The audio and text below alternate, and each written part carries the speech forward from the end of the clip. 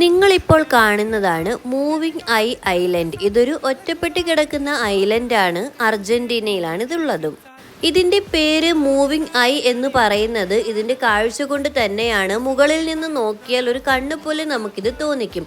കാരണം ഈ ഐലൻഡ് വൃത്താകൃതിയിലുള്ള ഒരു ലേക്കിന്റെ മുകളിലാണ്. അത് മൂവ് ചെയ്തുകൊണ്ടിരിക്കും. ഓരോ ദിവസവും ഐലൻഡിന്റെ സ്ഥാനം പല പല ദിശകളിലായിരിക്കും. ഇതിന് കാരണം ഐലൻഡിന്റെ അടിയിലൂടെയുള്ള ജലത്തിന്റെ ഒഴുക്കെന്നാണ് പറയുന്നത്. 2003 ഇതിന്റെ എക്സിസ്റ്റൻസ് ആദ്യമായിട്ട് കണ്ടുപിടിച്ചത്. അതും ഒരു അർജന്റീനിയൻ ഫിലിം മേക്കർ.